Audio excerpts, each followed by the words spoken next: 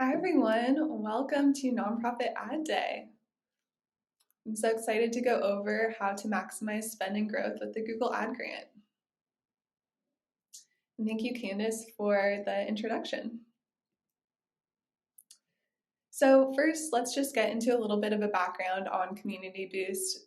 Our team just feels so lucky that we exist to empower social ventures changing the world. Last year, we were able to serve over 400 nonprofits directly and generate over 40 million in donation revenue. We had over 40,000 nonprofit leaders register for our marketing summit, and we were able to add 57 Rockstar team members in total to the Community Boost team. So we're just so excited to be working with high impact nonprofits that are working on the ground for the most important issues. So we just feel so grateful every day to do what we do. And again, I'm Emily. I'm the Google Ad Grants Area Practice Manager at Community Boost. I love all things Google Ad, especially the Google Ad Grant. So I'm really excited to dive in on how to really maximize this and use the Ad Grant with your other digital marketing channels. So the agenda for today, first we're going to go over the Ad Grant in action and look over some case studies. Next, we're going to go over how to create effective campaigns. We'll also talk about how to write compelling ad copy, and then we'll get into some specific strategies on how to maximize the Ad Grant. So first, we're just going to answer a poll here to get an idea of your experience with the Google Ad Grant. There's often a wide variety on the spectrum of people who have worked within the Google Ad Grant. Maybe you feel like you're taking full advantage of it. Maybe you have the Google Ad Grant, but you need a little bit of improvement in your strategy. You might be in the process of still applying for the Google Ad Grant, or you're not taking advantage of it at all. So go ahead and answer the poll with your experience, and that will help us kind of tailor the presentation. And we'll also have time for questions and answers at the end of the presentation. So be sure to write down any questions that you have throughout, and we'll have some time to answer those at the end.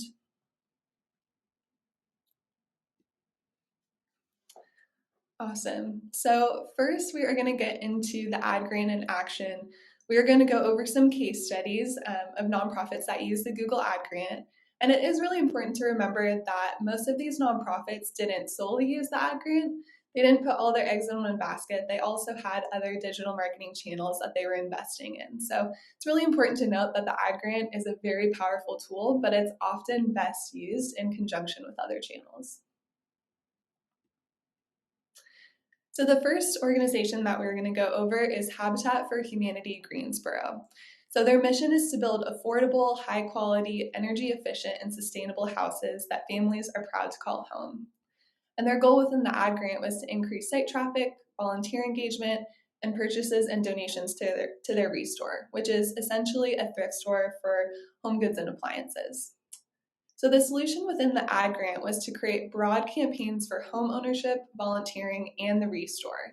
And so with these campaigns, we were targeting anyone who searched for terms that closely matched our keywords. But in addition to these types of campaigns, we also had more specific campaigns that were targeting their typical audience. So for example, with the Restore, some of the audiences that we targeted were people who were interested in home improvement, people who were interested in home furnishings, and home decor enthusiasts. So this is kind of an intuitive type of campaign where you can understand the audience that would be best served with these ads for the Restore, which again deals with donating and purchasing home appliances and goods. So you can see the results down below. We'll talk about the importance of measuring what matters. Every Ad Grant account, you'll be able to see impressions, clicks, average cost per click, and the total cost. But when we're talking about those volunteer form outbound clicks, shop clicks, and donation pickup clicks, those are things that we had to set up tracking for on the website. So we'll talk about that a little bit later in our presentation, but it's definitely important for overall Ad Grant strategy. Okay, the next organization that we'll go over is Zero Breast Cancer. So their mission is to promote breast cancer risk reduction. And their goal was to increase site traffic, brand awareness, and resource utilization. So the solution here was to build campaigns around resources, primarily blog posts, guides, and downloadable infographics, fact sheets, and activity books. So there's definitely a variety of ways that people could engage with the site. And this is really important. Ever since the introduction of iOS 14, tracking has been a little bit tricky in the digital marketing world.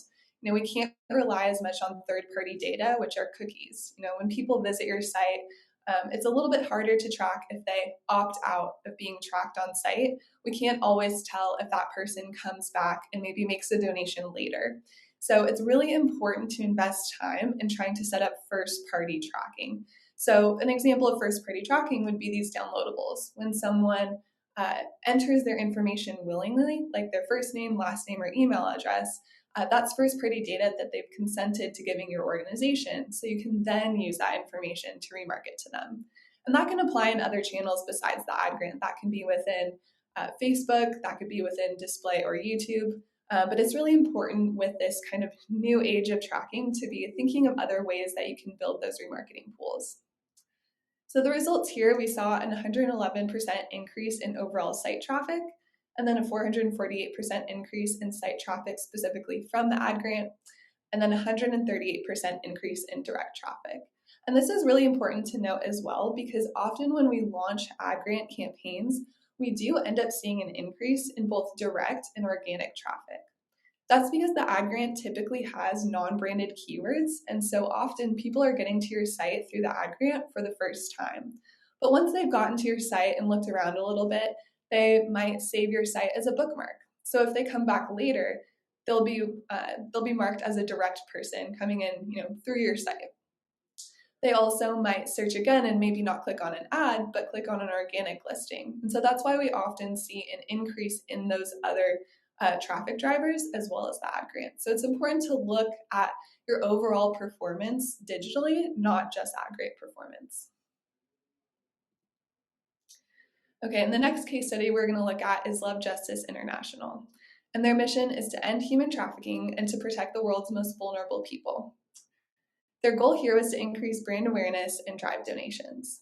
So the solution here was to protect branded search terms by creating a branded campaign and also running paid Google ads along with the ad grant. So I mentioned before, it's important to not put your eggs all in one basket, but really invest in other marketing channels as long as you have the budget and the means to do so. And so something I like to talk about a lot is kind of the idea of the Google Suite. So when I'm talking about the Google Suite, I mean organic traffic, which is often referred to SEO when we're trying to optimize organic traffic. And then we have the ad grant, which again is $10,000 a month of free spend on the Google platform. And then we also have normal paid search accounts. And within a paid account, you can also run display ads and video ads, which are run through YouTube. But it's really important, if it makes sense for your overall strategy and organization, to kind of combine all of these different channels. They work together really well. With organic traffic, that can work well for really informational types of keywords, or maybe keywords that wouldn't be triggering an auction every time. So it's important to invest in organic because even though it can take a long time to get to the first page organically, once you're there, it's going to be more consistent. Where the ad grant comes in is that you can start running ads and immediately show up on the first page. You don't have to wait months to get on the first page. So that's where it's a lot more beneficial compared to SEO, but it's going to be a little bit fewer and far between as to when you show up on the Google search engine results page.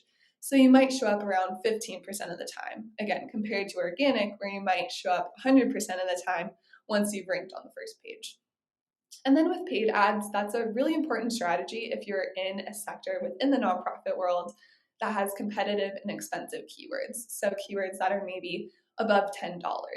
If you have other advertisers that are paying real money for those, they'll serve first, and then the ad grant ads will be in a secondary auction after the paid ads have had a chance to show on the search engine results page. So all of that to say, it's really important to kind of build out your strategy in those three areas so that you're covering all your bases, from really non-competitive keywords to very expensive competitive keywords. So you can see the results here for Love Justice International. They saw a 63% increase in overall site traffic, a 438% increase in traffic from the ad grant, 1,700 in donation revenue directly from the ad grant, and then a 53% increase in overall donations. So again, it's really important to look holistically at your digital marketing efforts and understand how the ad grant is playing a part in all of these donations coming through, whether it's from Facebook, YouTube ads, display ads, even your email marketing campaigns. So if you are interested in community-based services and you're looking to drive results similar to the nonprofits that I just mentioned, you can go ahead and scan this QR code and really just explore how your nonprofit can maximize the $10,000 a month with the Google Ad Grant. So go ahead and scan that QR code. Our team would love to help you out, and you can get your free Google Ads report card by scanning the QR code. So we'll have this again at the end of the presentation, but definitely recommend scanning it right now. Awesome. Okay, so now we're going to get into more specifics on how to really optimize your ad grant account. First, we're going to talk about the basis of creating effective campaigns. This is, the baseline of how to create a Google Ads account. So when we're thinking about campaigns, this can differ from a lot of other digital marketing strategies where you might be running one campaign at a time for maybe 1 month or 3 months. With the ad grant, the beauty of having $10,000 a month in your budget is you can run multiple campaigns at a time. It's also really beneficial to run campaigns that are particularly evergreen, campaigns that can run month over month, so then you're continually bringing in people to your site every month. Of course, you can create campaigns for events or campaigns that are more timely, but it is important and just a really good idea for the strategy to have campaigns that are always running so that, again, you're just continually bringing people into the site through the ad grant. So some examples of campaigns which should really reflect your organization's overall goals. One example is a branded campaign, and I mentioned that in one of the case studies. This is where you're really protecting your branded traffic. Of course, these are people who already know who you are, but it's just important, as you're thinking about other paid advertisers that might be bidding on your own keyword, you just really want to make sure that you are showing up at the top of the search engine results page first and foremost, so that anyone who's familiar with your organization is definitely getting to your site. So some other examples of campaigns are a donation campaign, maybe an awareness campaign where, again, you're kind of trying to fill that top of the funnel and bring in new users to the site based on more kind of informational and tangential keywords. You can also have a volunteer campaign if you're looking for volunteer recruitment, or an event campaign. So these are just some examples. Again, it really should reflect what your organization, what your goals are. So the second strategy here in creating effective campaigns is you really want to organize your keywords into tightly themed ad groups. So if campaigns are the overall umbrella of an ad grant account, beneath that you have ad groups, which are kind of the sub-themes of the campaigns. And the ad groups are kind of also like houses for the keywords. So within each ad group, you should have a list of keywords that are very similar. I'm talking at least 1 to 2 words in common with each other within each ad group. If you have an ad group that has very similar keywords in it, that makes it super easy to write really specific hyper-targeted ad copy.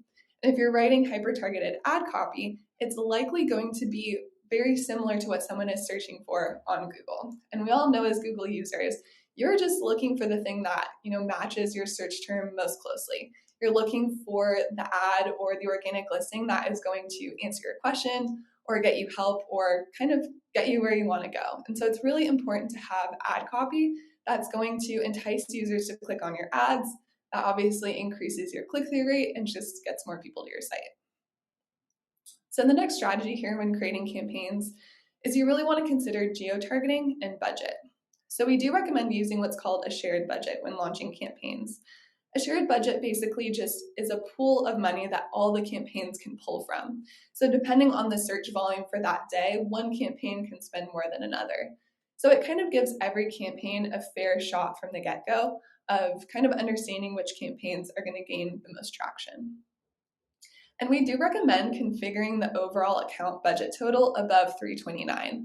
And this might sound kind of odd because an account will not spend above $329 per day, but we found that it really kind of pushes accounts to spend the maximum.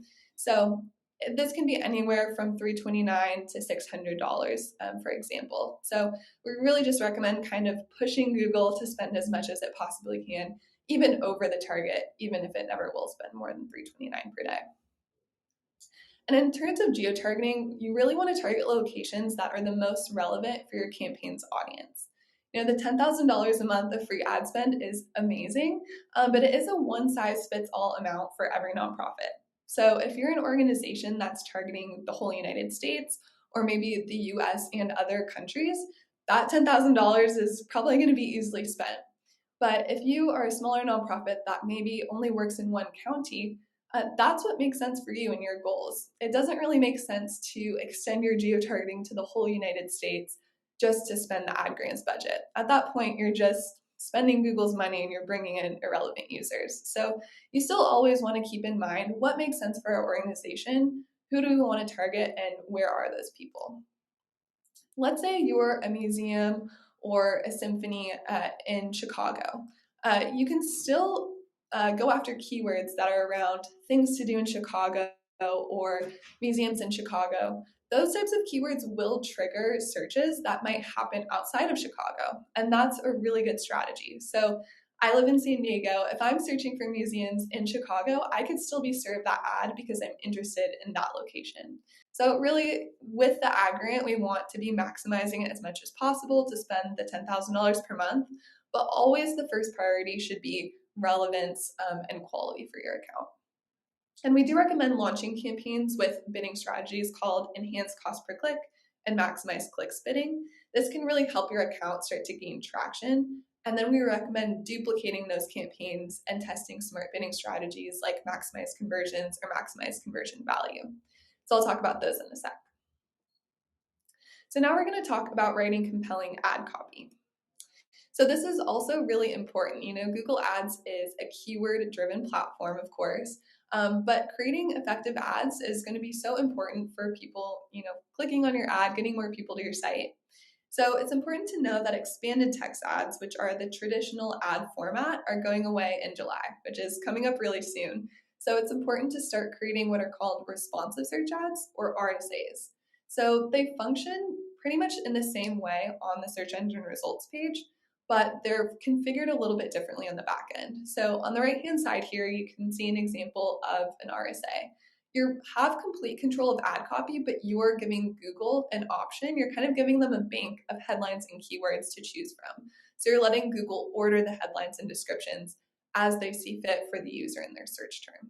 So as you can see in these examples, it's important to include your brand name. It can never hurt to have your brand name on the search engine results page.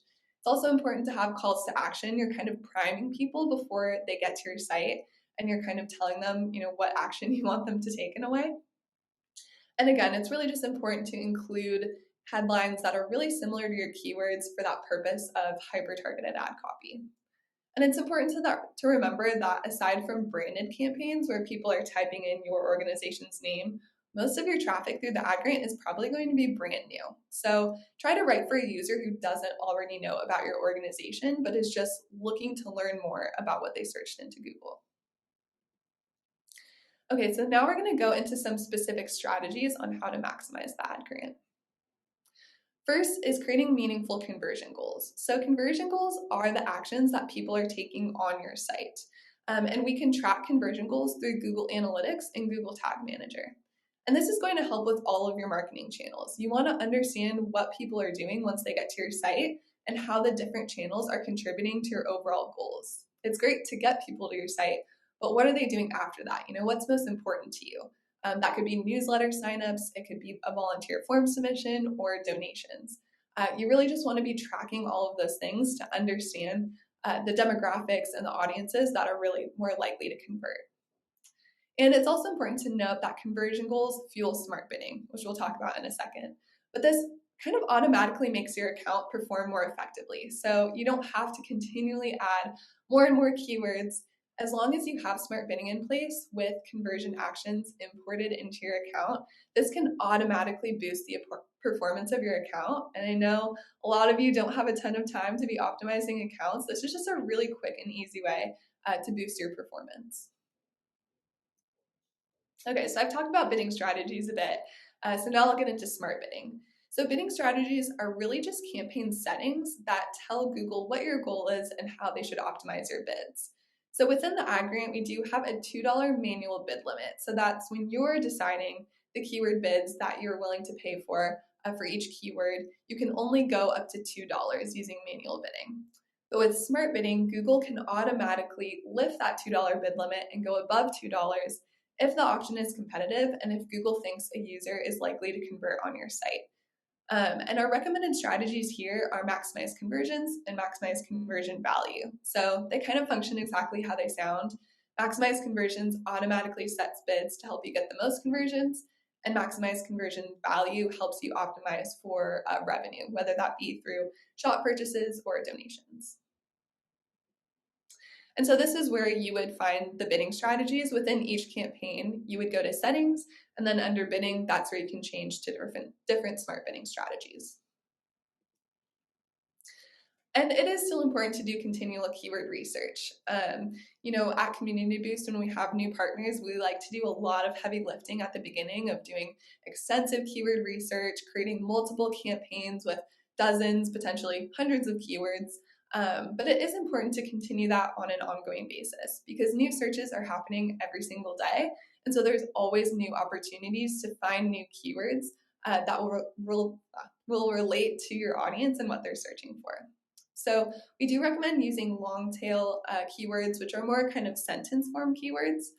You can also try more informational or sometimes tangent keywords, as well as those high conversion intent keywords like nonprofits to donate to. We know those are really valuable, but within the ad grant, we have so much budget to use, and it's kind of a sandbox for testing keywords that might be related to people who are at the beginning of their journey of just wanting to learn more about your cause or your mission and don't necessarily know that an organization like yours exists yet.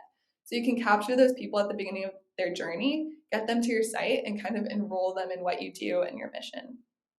So the optimal ad grant keywords typically cost between $1 and $8 per click. So this is kind of the sweet spot between organic results that might not trigger an auction and also more expensive keywords that paid advertisers are going after.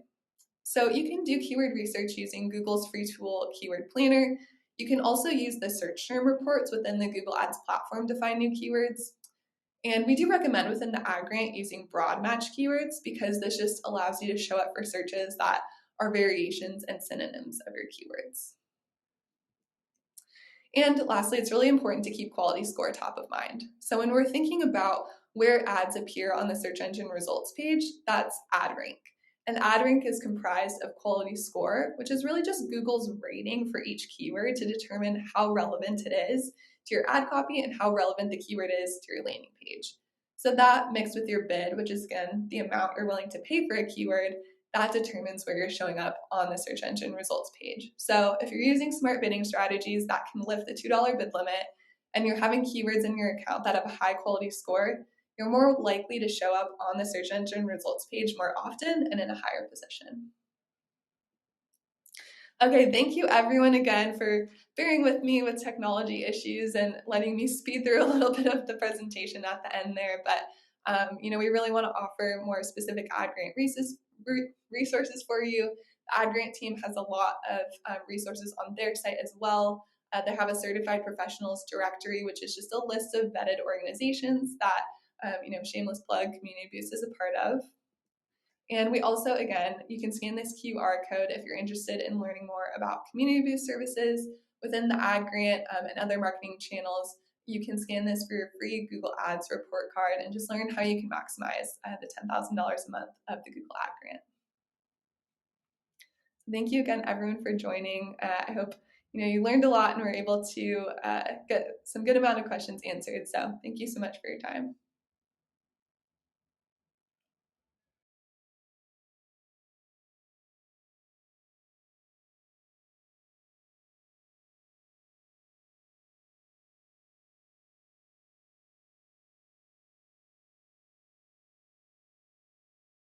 Yeah. Okay, great. Well, thank you so much, Emily, for diving into all of those details. And yeah, we're so excited just to learn from you. You do this with nonprofits every day, so it's just incredible to be able to hear from you and how nonprofits really can maximize their use of the grant. There's a ton of questions in the chat, in the Q&A pane.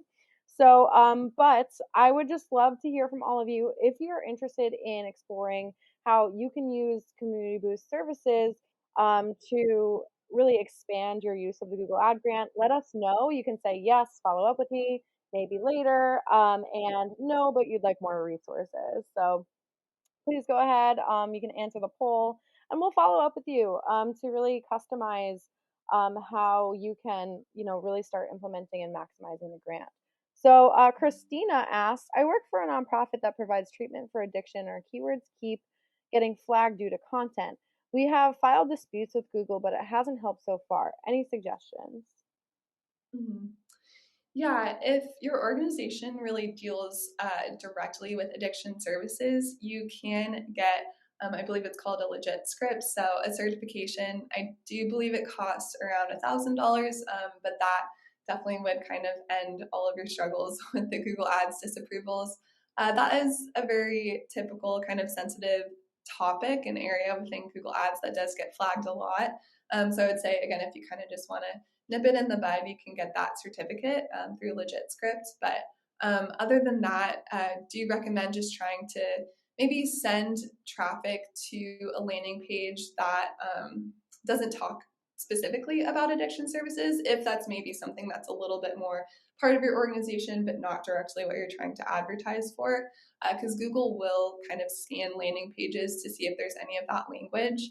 But other than that, I would recommend just continuing to kind of reappeal those if you don't work directly with addiction services. That is just kind of a sector within the nonprofit world that part of your optimizations in your account might be kind of reactivating those ads on a monthly basis. But again, that certificate, if you are dealing directly with addiction services, can kind of nip that in the bud. Wow. That's super helpful. Very practical. Thanks, Christina, for the question. It sounds like other people have similar questions as well. So this has been, super helpful to really dive into.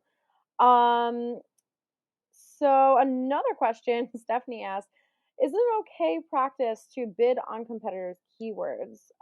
So what do you think? How does that work in the nonprofit space? Yeah, yeah. It is allowed technically in ad grant accounts. Um, the ad grant team doesn't love it. It's a little bit against kind of the nonprofit spirit.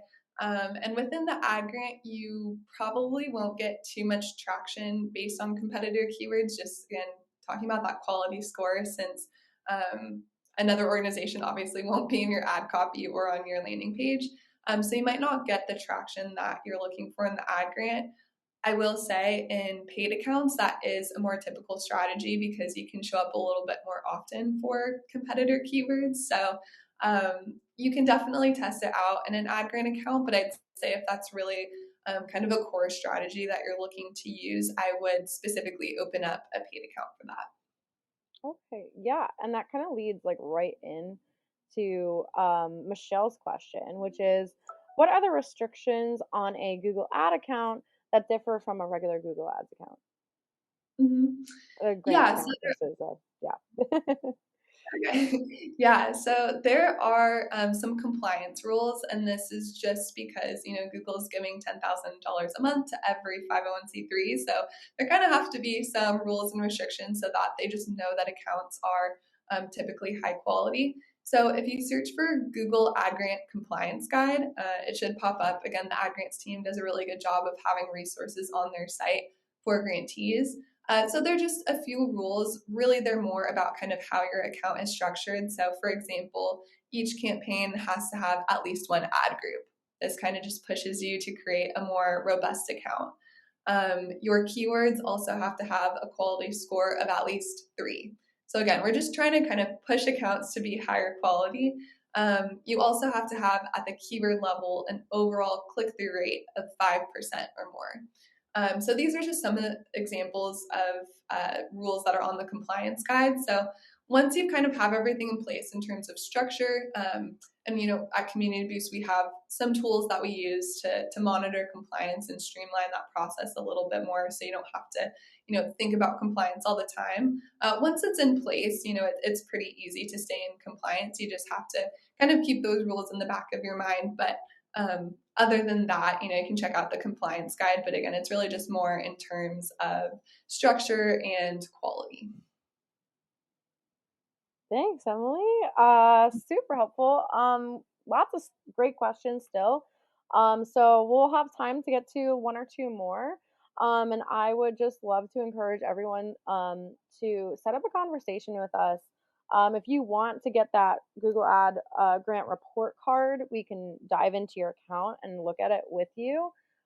Or you can just do the game planning session, which will is more of like an introductory opportunity for you to get started with the Google Ad Grant. So you can book those two conversations as well. So Marie asked, we are a small local nonprofit. Would it be beneficial to target the entire country for purposes of online donations to connect with donors sympathetic to our mission? Hmm. Yeah, that's a good question. Yeah, if what you are, if your mission kind of involves, yeah, people that would be interested across the country, I think that definitely makes sense. If the donations are more specific for like building a community garden, I don't think someone in a different state would necessarily be interested. But if you're based locally, but you have a reach that might be, farther than that, or your cause might be a little bit more widespread. An example that pops into my mind is human trafficking. That is a cause that's really relevant to a lot of people, regardless of their geographical location. I think that could definitely make sense. So that's a really good question. And that was a big piece of the presentation. Yeah, I think you can use your judgment there to determine, would someone in a different state be interested or sympathetic to our cause and what we're asking for in donations? I think that could definitely make sense. Nicole asked, I think this is a really good question. It's pretty specific. Do you still need to turn off keywords that have a low click through rate and have a low quality score under two to not have your account paused? Mm-hmm. Yeah, so every keyword has to have a quality score of 3 or above. So, yes, all keywords with a quality score of 1 or 2 need to be paused. In terms of click through rate, it is really important to differentiate. There can be keywords in the account that have a click through rate below 5%, but the overall keyword average has to be 5% or above. So as long as that total number is at least 5%, you're fine. So you don't have to pause again every single keyword that might have a click through rate below 5. But yeah, that is important to keep in place because if you don't keep those in place, your account can get suspended, which, it doesn't mean you're barred from the Ad Grant program. You can just make any changes, make any fixes, appeal to the Ad Grant team and have it reinstated. So it's not the end of the world. You can get your account back, but you just might miss out on serving ads for a few days. So it is important to just, you want to keep your account in compliance. So it's just continually running every single day. Gotcha. Thanks. I think this is a good question because it speaks to just some of the challenges of using the ad grant. Catherine asked, the Google Ad platform changes so much, and every time I try to set it up, the interface is confusing and there's a lot of startup costs in terms of time to learn the system. Is there a good tutorial you recommend?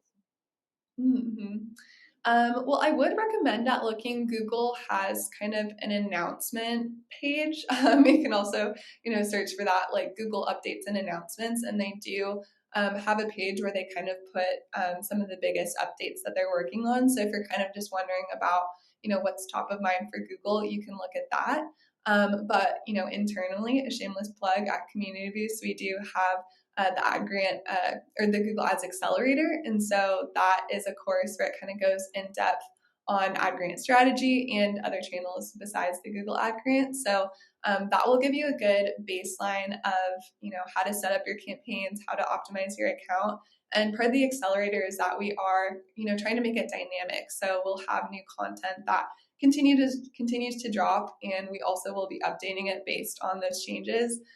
Maybe not for every aesthetic change, because I know Google does just kind of like to change the fonts and formats of things, but in terms of how you actually implement campaigns and set up things, we are definitely looking for the accelerator to be a resource for how to stay up to date in the ad grants and Google Ads world, because I do know how much it changes. Yes, thank you. So we'll go ahead and drop the link to the accelerator in the chat if you'd like to explore using that to really help you give you that step-by-step guide through getting everything set up because that, of course, is a challenge.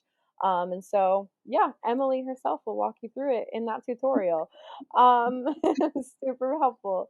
Zachary asked, besides branded remarketing and general product services campaigns, what campaign types would you recommend for a nonprofit?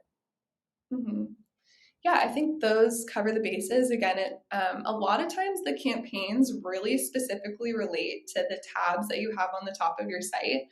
For the most part, that's kind of how our campaign structure is reflected. So it kind of depends on, yeah, your highest hitting goals.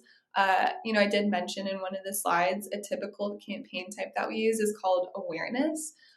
This is just really important because, again, within the Google Ad Grants, you have more room to go after keywords that you wouldn't necessarily want to pay real money for. So, kind of going along the same example with human trafficking, a lot of people are just initially looking for information about that. So, that could be, human trafficking statistics or facts. And those could be great types of keywords if you're in that space to just kind of bring people to your website so they can learn more about what you're doing about it. So you can kind of apply that thinking to other causes as well, but definitely recommend trying to, again, kind of find all pockets of traffic and maybe use keywords that are a little bit less competitive that you might use in a paid account. If you are an in-person organization like a museum or a theater, a typical campaign type that we like to use is we call it a things to do campaign. And this can be beneficial for just attracting people who are looking for things to do in their area. And they might not even know specifically that they want to go to a museum, or they weren't even aware that there was an entire symphony in their city that they could, go to an amazing show for. So it's kind of applying that same mindset of how would people get to the site if they're just searching something into Google and maybe are wanting to learn more. Amazing. Thank you. I see another question, just like we applied and were rejected. Will the report card session give us a better understanding why? And I think I know the answer. If you don't. Yeah, I think it would definitely give a better understanding. Yeah, I don't know if it's maybe because there are a few categories like educational institutions, healthcare institutions, and governmental entities that aren't qualified for the ad grant, but it also could have just been something that was wrong with your site. Google really takes into account the quality of an overall website now. That's something that's often overlooked, but is actually a huge factor in getting the ad grant. They just want to make sure that when they're giving out this $10,000 a month, when they're enrolling people in the grantee program, that these sites are already kind of vetted to be high quality. So when I'm talking about high quality, mostly that's, does your website load quickly? Is it optimized to be mobile friendly? Are there any broken links on your site? Is there any malicious software on your site? Some of that will require a developer to go in and just kind of do a background check on. So there are some instances where if you just make a few of those changes, you could actually get into the grantee program if you were rejected before. So we can definitely dive into that.